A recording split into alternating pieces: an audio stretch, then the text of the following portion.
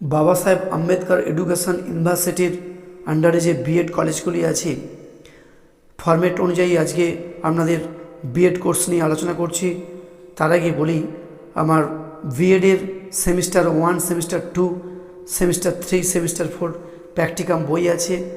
সেই প্র্যাকটিকাম বইগুলি আপনারা অবশ্যই কলেজটির থেকে পেয়ে যাবেন। তার সঙ্গে বলি, আপনারা অনেকেই ভিডিওর পিডিএফ নিতে চান, তাদের ক্ষেত্রে বলি, এই ভিডিওটির পিডিএফ ফাইল ডেসক্রিপশান বক্সে দেওয়া রয়েছে।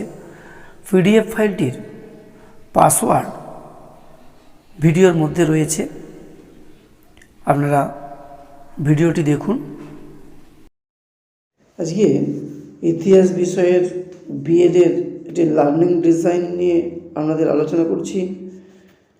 ফরম্যাট অনুযায়ী বাঁধিয়ে থাকছে বিদ্যালয়ের নাম, শ্রেণী সপ্তম, সময় 40 মিনিট, তারিখ, শিক্ষক বা শিক্ষিকার নাম। ডান দিয়ে থাকছে বিষয় ইতিহাস, একক থাকছে জীবনযাত্রা ও সংস্কৃতি, সুলতানি ও মুঘল যুগ।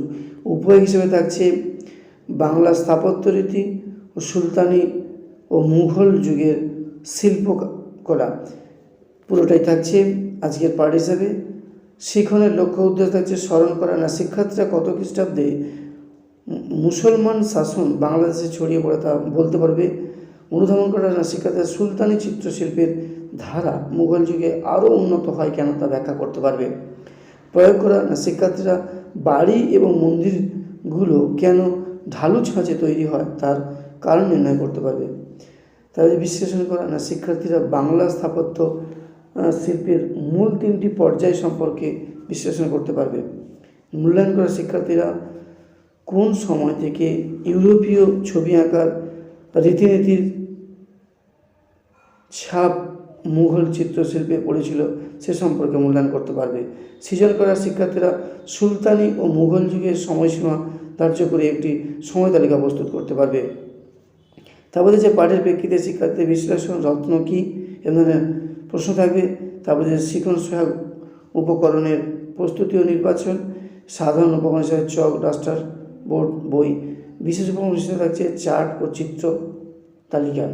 তারপরে যে শিখন কৌশল, বাঁধে যে শিখন ক্ষেত্র, ডান দিকে আছে প্রাসঙ্গিক কৌশল। শিখন ক্ষেত্রের মধ্যে থাকছে বাংলা স্থাপত্য রীতি, ওটা কীভাবে তিনি প্রাসঙ্গিক কৌশলে পড়াবেন সেটা লিখতে হবে।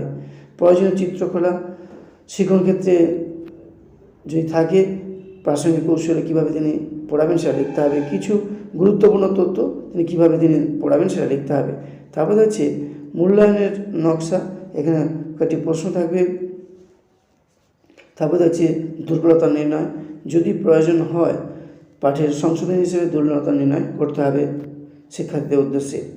শেষে বলি, আপনাদের এই প্র্যাকটিকামটি স্যার বা ম্যাডাম যখন এই প্র্যাকটিকামটি কাজ করাবেন অবশ্যই কেনার ফরম্যাট অনুযায়ী আপনারা কাজ করবেন। আমার এই প্র্যাকটিকামটি আপনাদের সহযোগিতা হিসাবে কাজে আসবে। আজকে এখানেই শেষ করলাম।